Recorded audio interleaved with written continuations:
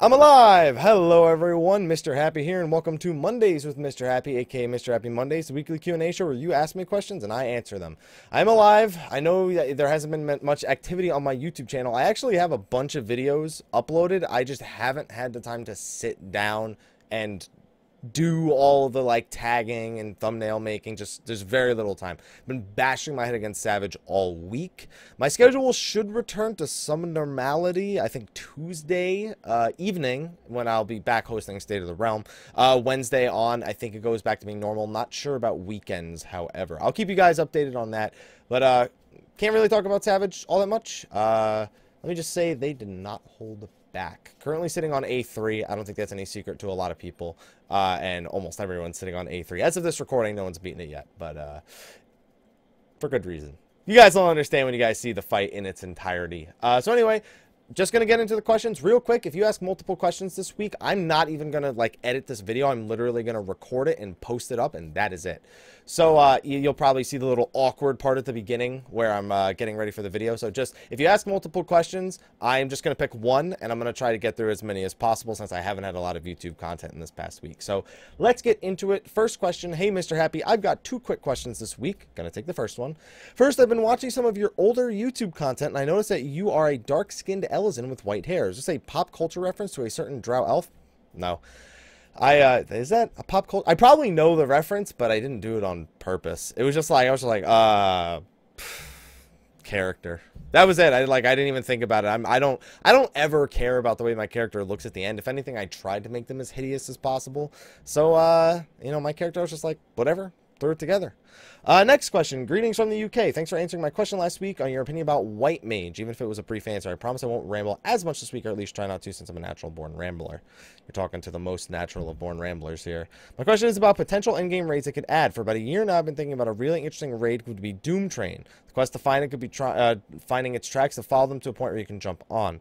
Then you'd fight your way up through the carriages, fighting whatever themed boss fits. This also makes sense as why there wasn't really anywhere to explore, and it's just a boss rush. Each patch you find another way to board the train and make your way further up until you fight the locomotive at the end. I feel that with a creepy horror vibe, this could be some quite spectacular. I don't know if Doom Train would make a good raid. It would be an interesting primal fight, if anything. It depends on if they want to do it like Leviathan, where we're sitting on a car in front of the Doom Train, or if they want to make us fight from the back of the Doom Train up to the front, which would be the most popular thing. But a full-blown raid, I don't think that Doom Train really warrants that. I think he warrants more of like an extended primal fight. I guess the question is just how it would really work out in the end. So, I mean, all of us want Doom Train. The Phantom Train already exists in the game, although we never actually see it as part of something in the 2.0 main scenario quest line. So, it's a question of if they want to make a distinction between the Phantom Train and the Doom Train, since those are considered two different entities in the Final Fantasy universe, or at least different names for the same entity in the Final Fantasy universe. Next question. Hi, Mrhappy. I have a few questions. Sorry again. I will only be answering the first one, although the first one seems kind of silly, so I'm gonna go to the second question. More seriously, besides Ugiri and supposedly Thancred, all the Scions are classes and not jobs. Is there a reason lore-wise for that, or just make us players feel special being the only jobs out there? Job requires a very special type of training. That's probably the main reason. Also, Thancred is technically like 8 different classes. Like, he's a bard in 1.0. He's labeled as a bard. He has gladiator attacks throughout most of a Realm Reborn, and then you find out he's actually a rogue. So, it's kind of weird, all of that. I wouldn't actually consider Thancred a full-blown bard. He's mostly just a rogue that acts like a real bard, you know, like tells stories and things like that. It's supposed to be something special. Like if you do the Dragoon job questline, you understand being a Dragoon is supposed to be something, or at least being the Azure Dragoon is supposed to be something that's very, very special. Like I said, since it requires special training, it requires people that have mastered those arts long ago. They probably just don't bother. They have unique powers as is that I don't really feel is locked behind their class. It's more locked behind them as individuals. So, I think there is a lore reason for it. You just have to look at the way the job quests are actually created, and I think that'll give you your answer. All right, next question. Hey there, Mr. Happy, asking on YouTube before, first time on forums. Congrats with the Esoturks bonus. I need 5 more to cap for the week. I'll get that from Alexander Normal.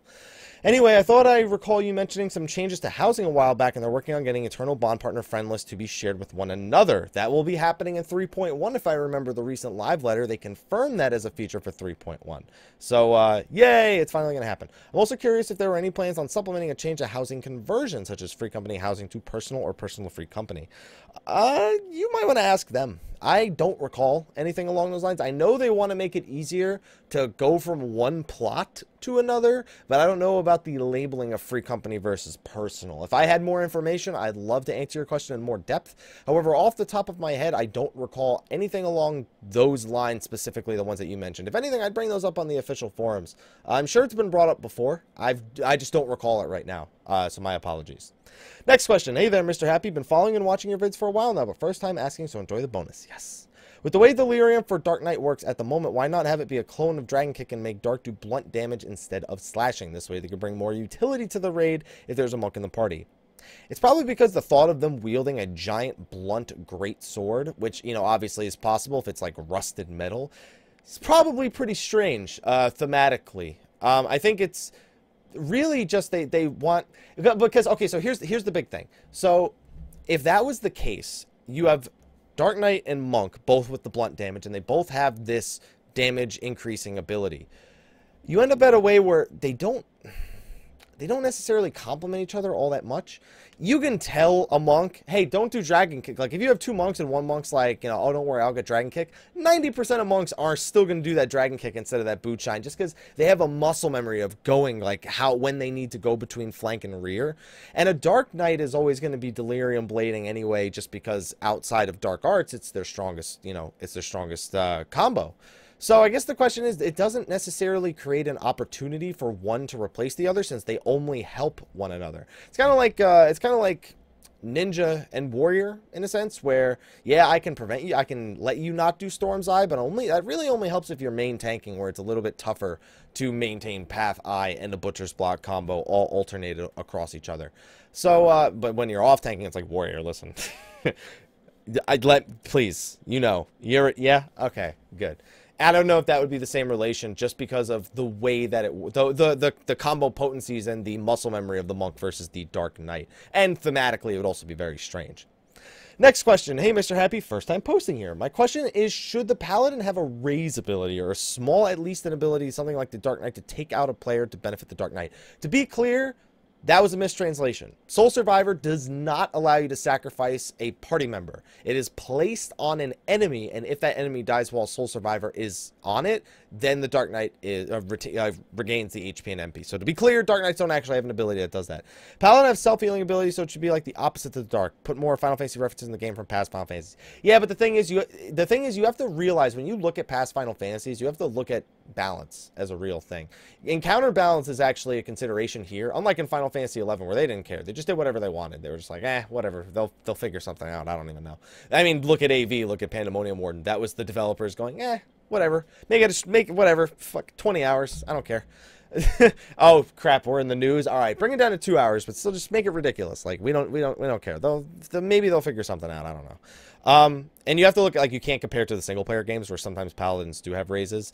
It's just something that Paladin, so basically they have clemency, and they'd have, like, what, a hard cast raise. Unless they're off tanking, it wouldn't even be that useful. Just get interrupted most likely. So I don't see any reason to give them, you can't just give them that because it's thematic. It has to make sense in a raid scenario, and it has to be balanced in a raid scenario. I mean, Paladin's already one of the strongest jobs in the game to bring. They don't need another reason to be a battle res with an infinite MP source, because let's be real here, outside of clemency and flash, which realistically they only use in very select situations, they aren't using their MP for all too much. And now they have a combo that specifically is required, so they would just, it'd be like a free raise, a free resource. That's not a power that raid groups, you don't need another reason for Paladins to be brought into the raid.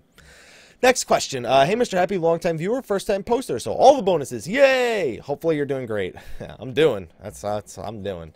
Anyways, quick question regarding Scholar. I haven't heard much about them besides the plus 20% healing potency buff on Dissipation. What I haven't heard much about are the glorious stacks of Ether Flow that you gain from using Dissipation. Essentially, if things are going bad in the run and you're out of Ether Flow stacks MP, but Ether Flow is still available to use, I've been popping fairy abilities that would be helpful or useful. Use Dissipation, get 3 stacks, heal a bunch, use Energy Drain to get more MP back, then use Ether Flow, get more stacks at your 20%. One thing you have to consider, I don't remember off the top of my head how much the fairy costs, and that's really, I think, the big problem people have with Dissipation, outside of the fact that the power boost generally isn't worth getting rid of your fairy, just for the utility that it tends to bring. There are select situations where Dissipation has its uses, don't get me wrong, and exactly for what you mentioned it for the energy drains, for the MP gaining, on top of then, you know, being able to fill in that space before you get your next Ether Flow. You've pretty much nailed, where you're supposed to be using it. The problem is how realistically useful that ends up being, considering you then have to recast the fairy. I, as someone who is not a scholar, could not adequately comment on that. All I know is that there are a couple of situations in the game currently where people are like, yeah, I can use Dissipation here, I guess. But for the most part, people are just like, like, I could, but whatever, like, it's the fight's almost over, or I don't even need it, or multiple reasons. People just don't seem to care about that ability. You'll probably see it used after people overgear things a little bit, and the fairy's not necessary. It's like, yeah, let's just kill it quicker. But it's about it. We'll see. There's scholars finding places for it in situations and adjusting.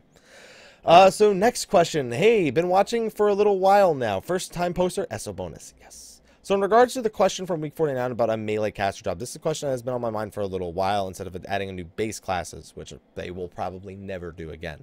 How about classes we already have in different combinations to make new jobs? They will probably also never do that again. Well, I guess it depends. If you say in combination, you either mean like you need both of them, just 2 subclasses, or you mean something along the lines of one class branching off into another job, which I don't think they'll ever experiment with again. I think Summoner or Scholar had, while it was great to get 2 jobs at 50 at once, it kind of sucked to have a job you had no idea how to play. You had to go out and do the job quests, and then, you had to worry about, oh, do I want to split my stat points? It ended up being more of a headache than it did being a convenience, like, at least for some people, unless those people were, killing open world stuff with Summoner and doing dungeons with Scholar for the fast queues. I know a few people that did that to make use of it. And then in terms of, I just don't think they'll ever touch class. Like, your question is about combining classes to make new jobs. They don't need to do that. They could literally just add a job that fits the same theme as those 2 classes combined. You also have to remember that classes are generally, while they do fulfill a role, they are meant to have broader usages. That's why you have things like Marauders with Blood for Blood, because they're like, whatever. You'll heal me. I know you will. I got this. I got to do more damage. Don't do that, please. As somebody, please don't do that. Outside of dungeons. We'll do it outside of dungeons. Fine, outside of dungeons. Don't do it inside of dungeons. You're a tank. They could, your recommendation of something along the lines of like a combined Gladiator Thaumaturge, like, some people imagine Dark Knight would be that way a long time ago. They could just make something. They're probably never going to utilize the class system again, is where I'm going with this. Next question, Benna. A. Oh, wait. Oh, I thought you were saying because there's no Y. You got to say it's A with a Y at the end. I hope you're having a great Sunday. Trust me, I will not have time tomorrow morning. I've been watching your videos ever since your first class job guides back in 2.0. Jesus, please don't remind me. So I decided to throw my 2 gil in the pot by asking you 2 questions, but first SO bonus. All right, so again, sorry, I can only pick the first question. I think that people have been looking at the new jobs SE can make almost all wrong. People have forgotten that all the jobs do a certain type of damage, piercing, slashing, and so on. And so looking at it this way, with plenty of piercing damage in the game. What we lack is blunt damage. What would you think about adding a hammer type job that has a big HP pool and big combos the warrior does now? Eventually, we'll have another blunt using job. It'll happen eventually. I don't necessarily think we need more. We only have 3. We have, what, 3 piercing? We have more slashing than... No, actually, let's see. We have Monk as blunt. We have Bard, Machinist, Dragoon as piercing. We have Paladin, Warrior, Dark Knight, and Ninja as slashing. The auto attacks from a White Mage, Black Mage, Summoner, and Scholar, and Astro are all blunt damage. And I feel like I'm missing a job in there somewhere, but... I think we actually have the most blunt users, just that they all happen to be magic users, so they don't really count. Other than that, it's really slashing we have the most of. Eventually, like, we'll probably get another blunt damage user eventually, like I was speaking about with the Dark Knight earlier. But I don't know when. When they decide they want to give us another one, then we'll get another one. They just have to find an interesting weapon type, and there are plenty out there that would work. We gotta wait. We gotta wait to see what they're gonna do. Next question. Hey, Monsieur Happy. was terrible French. Anyway. First time asking, so suppose that means esoterics bonus. So not sure if this has been asked or discussed on your Monday, but I have talked with free company members a few times about possibly bringing advanced or elite job classes into 14. Yoshi P eventually brought this in. Not as quite the idea you're describing here, where the jobs reach a 3rd tier. Honestly, I think that's redundant and completely useless. Like, that's something that worked maybe back in, like, RO1 or something like that. The class job system is already super redundant and generally useless. When they could just give the jobs the tools entirely. It feigns customization. Like, it's not real customization in the end. It's like, oh, well, you know, I gotta have, it's mandatory I have these 4 cross-class abilities, and then I get to pick, like, the last one, and the difference is minuscule. So, I am already not a fan of going from class to job. I think going from class to job to advanced job is even more redundant and kind of just takes away from the system even more. I'd rather just... if the thing that Yoshi P spoke about was eventually taking 2 jobs and combining them into another one, and at that point it's like, well, if you need these 2 jobs to become the one, that means you need to create enough jobs in the 3rd tier with enough different combinations and they all need to be it's like you're just giving them even more power. And besides, we don't even need more abilities at that. Like, I don't know what they're going to do after this expansion. They cannot add any more abilities to these jobs. And at least not without either completely reworking the old ones or removing them and replacing them with new ones, causing them to change maybe through a trait, which will probably be what comes next. And then on top of that, it's just, you know, there's so many things. There's so many things they can do. It's Final Fantasy. I'm glad they decided to reach out and do things like the Astrologian and the Machinist, because I didn't necessarily need it to be a carbon copy of 11 any more than it was back from what they retained from 1.0. I want to see where they go. If they go more traditional, or if they keep going for these like oddball original ones coming from sort of like the Tactics series and whatnot. Next question. Hey there, Mr. Happy. Recent sub after watching all your videos from beginning of Coil onwards. Thank you. First poster, so I suppose esoterics bonus. I just like to thank you for the content you make. Thanks to you, I've learned a lot, and between you and LBR crew, hey, Sly, I was convinced to pick up the game shortly after the expansion launched, finally leaving my life in WoW for an already better life in Eorzea, and I can't see myself going back. But on to the question. As someone who prefers tank or support classes, I decided to roll a gladiator in lieu of going paladin. Probably going to be around 35 by the time you read this, but once I hit 60 and finish the story, should I start doing dungeons in preparation for raids like other MMOs? Are there steps I should take outside of refining my plays of tank? Do as many dungeons leveling up as possible. I mean, the game is going to force you to do that. Learn as much from those dungeons. If people give you advice, as long as they're not assholes about it, like I've had to cover this a lot before, take it. Or at least take it with a grain of salt. Try and get some confirmation from like a tank friend or something like that. Have a tank friend help you out. Let them teach you about cooldown rotations. Let them teach you about proper pulling, like not to use provoke. That's a big mistake that a lot of new tanks, especially that come from Final Fantasy 11, make that mistake of pulling with provoke. It has very select uses, but I wouldn't recommend. There's like 99% of the time you pull with shield lob. You know, the proper way to, you know, utilize your combos, you know, like going between Goring Blade, you know, Rage of Halone when it's right to use Royal Authority. Learning enemy resistance types, you know, how does this enemy have abilities that I can block? Does this enemy have an ability that is only used every 30 seconds? Learning to count auto attacks so you know exactly when to use a cooldown, like, oh, there's 4 auto attacks between this ability and this ability. So you can just gauge entire mechanics based on when auto attacks go out. There's a lot of little things you can learn. Just pick it up over time. You know, it'll take, those kind of things take repeat experience across the same thing. As long as you're willing to learn and you're willing to listen to other people, you should be fine. There's just a lot of little things you're going to have to pick up on when it comes to the gearing process, when it comes to proper cooldown usage. That will eventually come. So do not worry too much, my friend. You will be okay. Next question. Hey, long-time watcher. First time asking a question. Asking on Savage release day. So good luck on the world first attempt. Elysium got world first A2 Savage. My group cleared it, I think, a couple of hours later. It's a pretty fun fight. Definitely a few mechanics that we wish that we'd known about before we had cleared it. That would have made it a lot easier.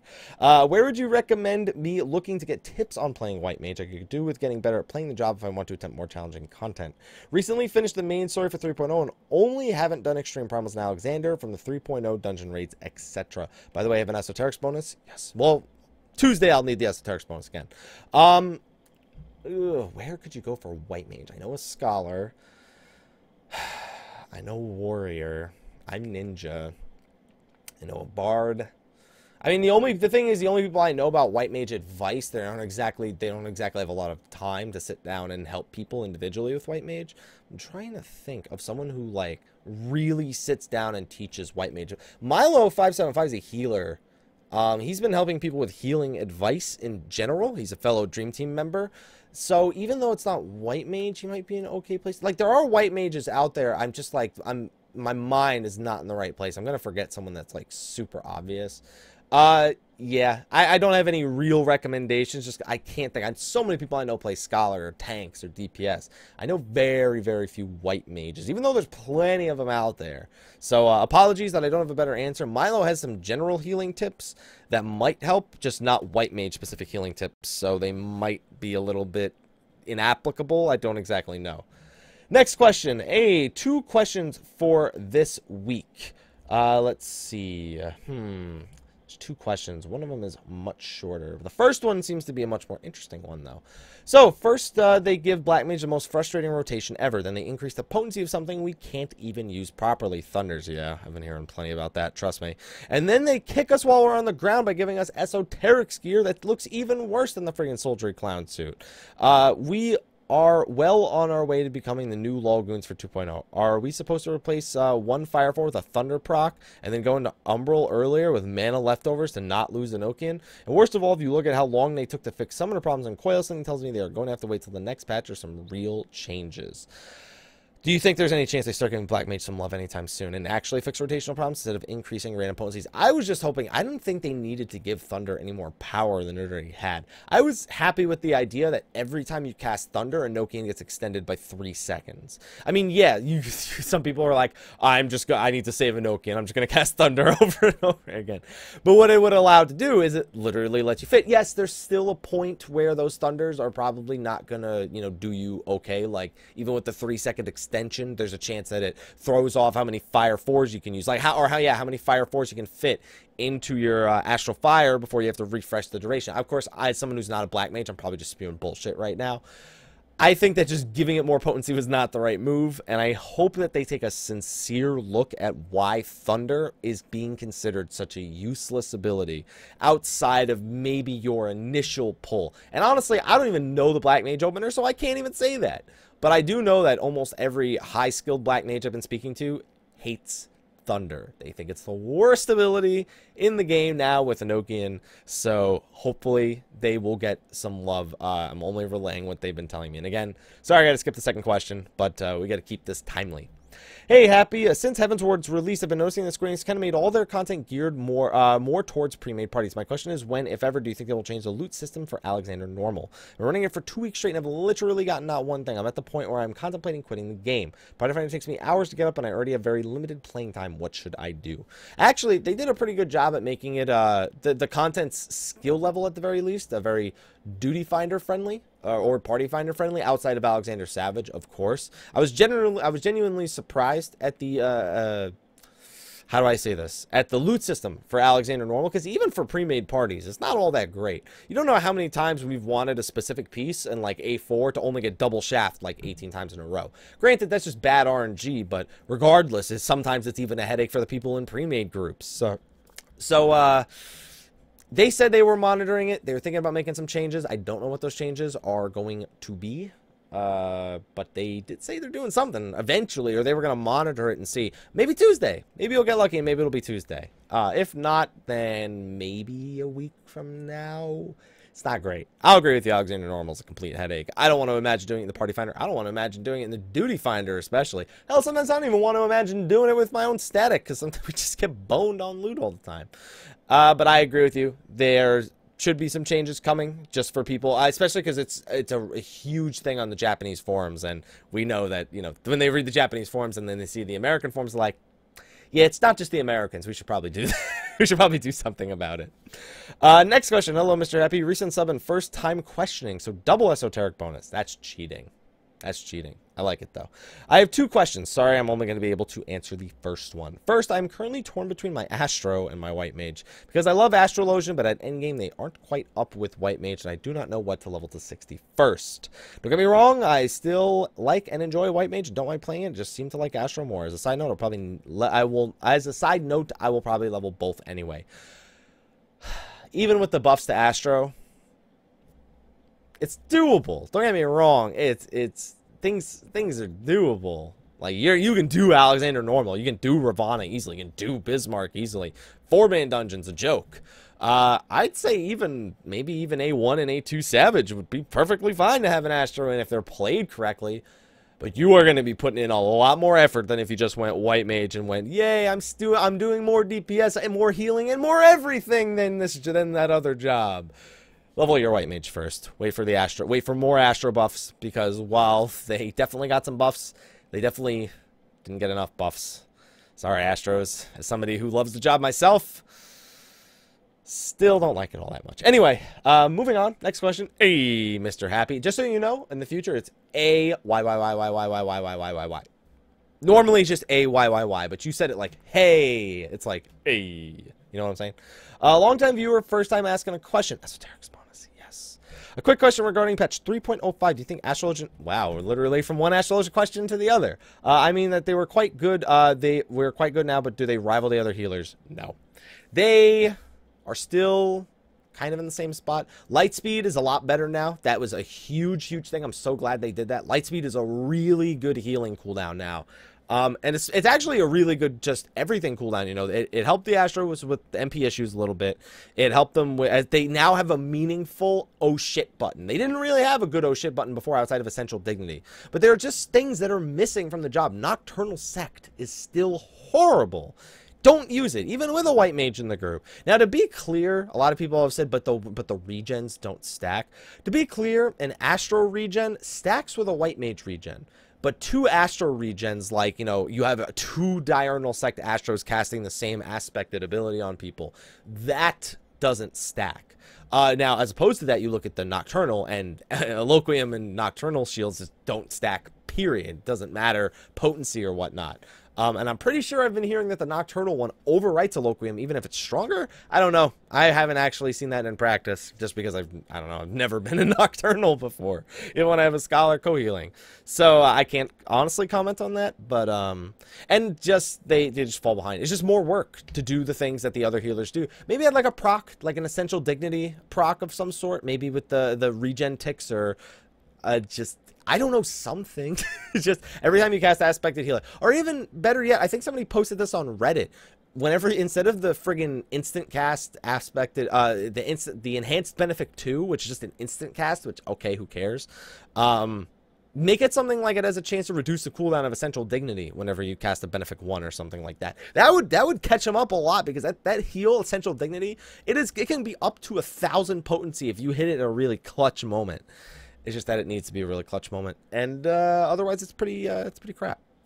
So yeah, that's pretty much how things are going to be going. You had another question about Savage Horror Stories. I think you got that out of the opening. Besides, I'm only doing one question each. Hey, Happy. Hi. That's just how the next question started. In your last Mondays with Mr. Happy, you spoke about how 3 Astrologian questions in a row. Did all 3 of you get together and just be like, all right, 3, 2, 1. Ask him. In your last Mondays with Mr. Happy, you spoke about Astrologian should only use Diurnal Sect because Nocturnal Sect is so bad. As player remains Astrologian, I'd like to ask what you think should be done to make Nocturnal Sect better. It's like, it's not only that, but my answers have then segued into the next question, realistically. The crit, just give it some sort of crit modifier. Like, not only does that make it so they need to do more gear collecting, which some would think is annoying, but at least gives them a choice in playstyle that's meaningful, but at least it makes it so the shields aren't so useless for the amount of MP that they cost. Yes, the base heal is a little bit better to make it so that the shield itself is a little stronger than it would be if you were doing like a base heal for Diurnal. That's just for balancing purposes. That's not even for like better shields in reality. The shields just suck, and they don't stack with Eloquium. Like I said, the Diurnal regens stack with White Mage regens. Nocturnal shields do not stack with Eloquium shields. I mean, don't get me wrong, there's almost never going to be a situation where you're running Nocturnal with another Scholar.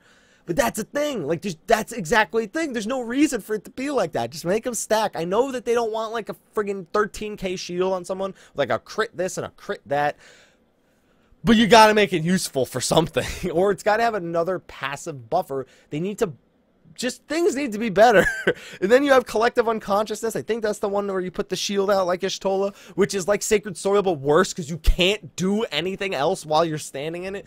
Just everything, just so many things need to work about the Astrologian. I'm gonna go into a rant at this rate if we don't stop. So it needs a lot of things. Those are a few things that I named that would help Nocturnal Sect. It's Nocturnal Sect sucks. Just don't use it until they announce they're doing something with it. Something. Whew. Man, it sounds like this. I wish I had a cut in the video. Next question. Hey, Mr. Happy. Drigzel here with a couple questions for you from Mondays with Mr. Happy. With Alex Savage out now, there's two real short questions. I guess I can end both. Any party comp that's actually better than others? I can't really comment on that, but I've seen a lot of varying compositions. Just so you know, there's been a lot of variance in compositions. I do think there are certain ones that are better than each, and I think there are people out there that have, are going to comment on this and say, yeah, this is better, mathematically speaking. I won't comment on it, but yeah, there's definitely better comps. There's an official best in slot gear list for classes. I'm pretty sure some of us are still waiting on our stat weights, although we have a pretty good idea of what we're looking at for best in slot. You just have to go to something like Aureala.com and look at the gear sets. Don't base it on the stat weights. Don't use the best unless your job for some reason has updated best in slot solver. And even then, we have to look at the new crafted gear in terms of accessories. Although with a 40 item level gap, that's yeah, probably not gonna be a big deal. Yeah, there's best in slot list that people are still working on. So yeah, just go to Aureala, ask around. Some people probably have a few made up already. Next question. Hey, Mr. Happy. Should be a shorter question this time. Good, because it's starting to run a little bit long on this video. I gotta go sleep in like 5 minutes. I'm on the way Black Mage is now. Complete change compared to the question I had before. I enjoy the strict and punishing rotation we have. Also completely opposite to what he said before. Personally, for me, it's very rewarding to pull it off consistently while dealing damage. Considering pre-expansion Black Mage was so easy and lackluster as to welcome change. However, the recent change to Thundercloud procs has left me slightly confused as to where this fits. It doesn't. They buffed it because it's useless. And they were like, maybe if we buff it, people will use it. No! They're still not going to use it because they're like, do I want to hit for 390 plus have a 390 potency dot? That's 780 potency for this one GCD. But lose an Okian. No. So that's pretty much the problem with it. I'm not going to comment on it anymore. Just, it sucks. That's all I'm going to say. Next question. Hey, Haps. Hi. Not new, so no bonus. Oh. 30-minute penalty if you skip the... You can't do that. First of all, if I had a 30-minute penalty, the video's done. So, you can't enforce that. What advice would you give to someone trying to revitalize a free company they're in? I'm talking 8 members, which only 2 or 3 are ever online. They've just been gone for almost a month. Just want to leave and join another free company, but I like the friends I've met here. There's another just on a rather long hiatus. I would like to bring in some new blood, though, and I often see a few sprouts here and there by Gordani and Etherite. Do you think it's best to just put up a party finder message announcing a recruitment and basically take in new people in mass, or should I go with a one-to-one conversation? No. If you just want to fill it with people, just take whoever. As long as they're not assholes. If people are assholes, you boot them. If you really just want to fill it with people to talk to, just fill it with people.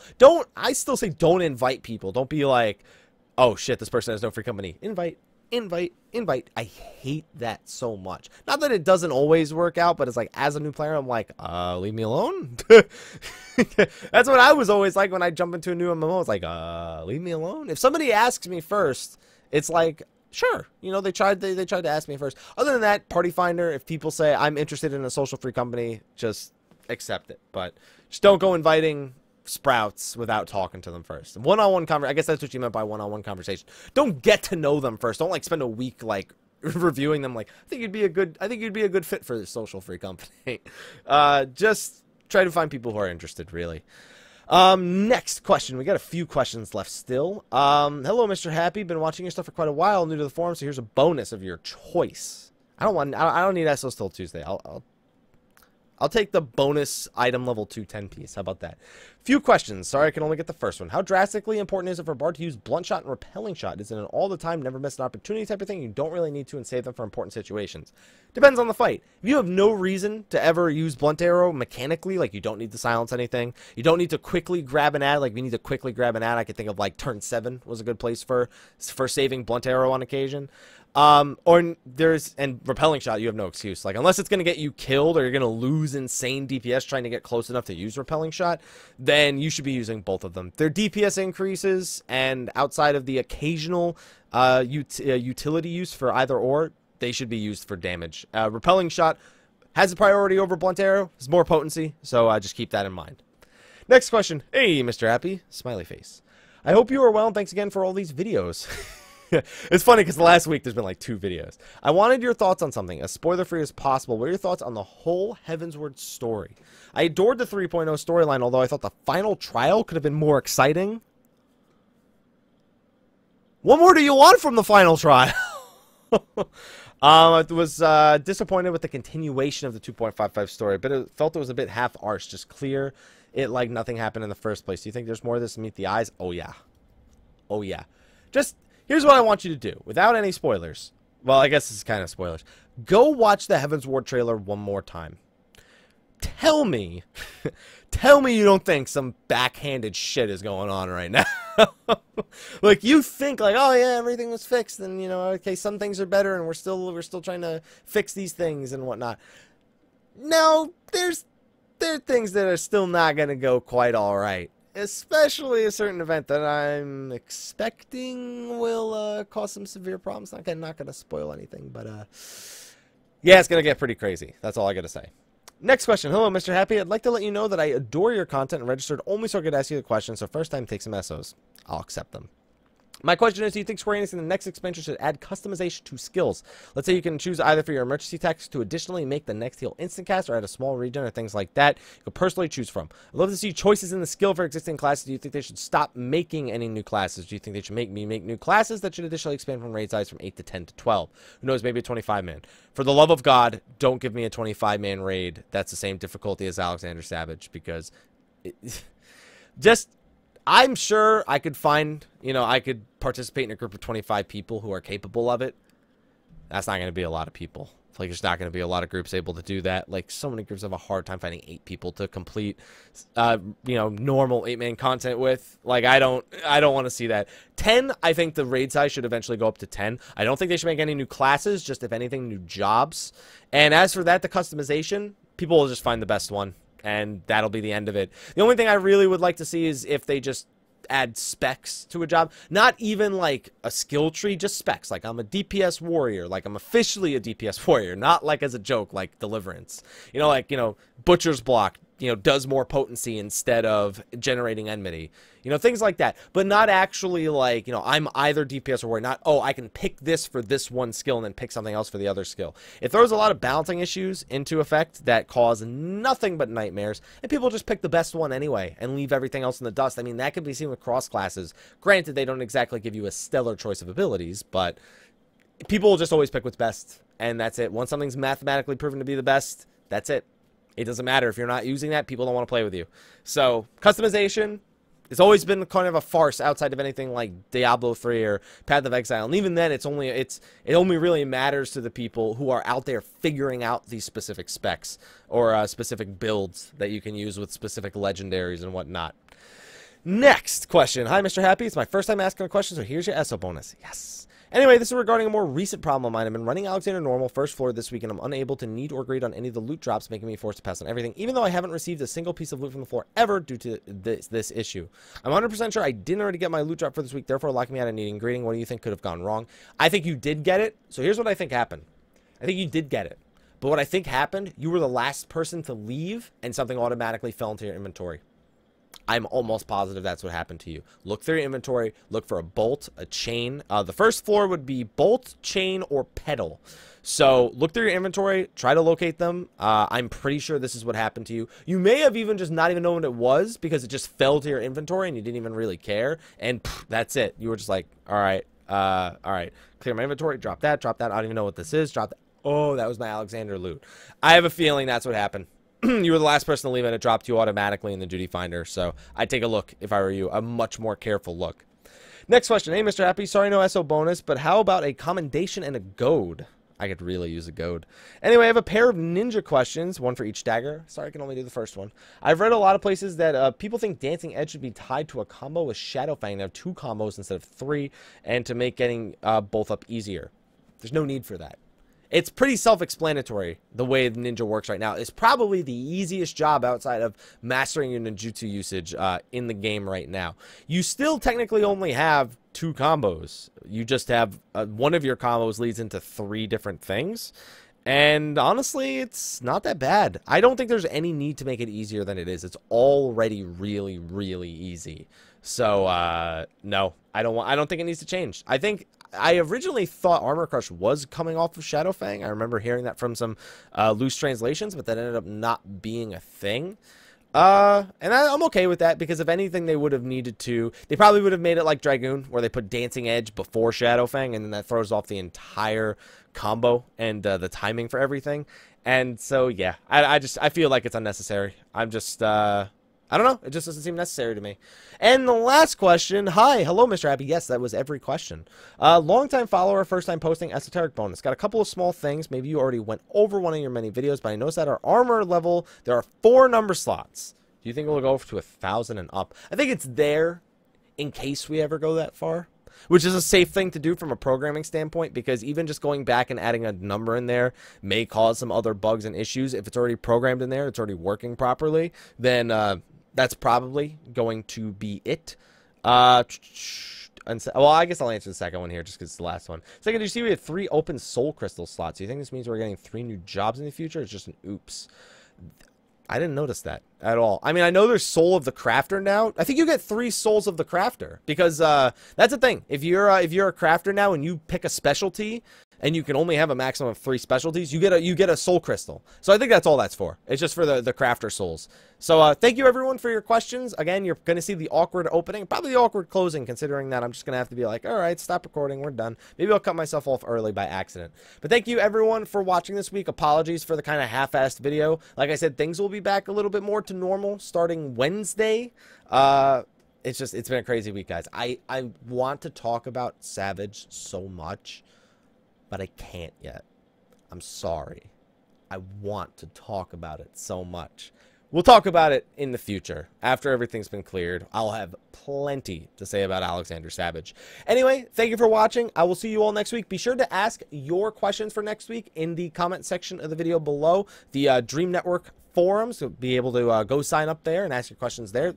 Makes things easier for me. As you can see, just scroll down, scroll through them. They're nice and neatly organized. There's no other comments to read through. It's nice. Thank you for asking your questions this week, and I'll see you all next week. Until then, take care.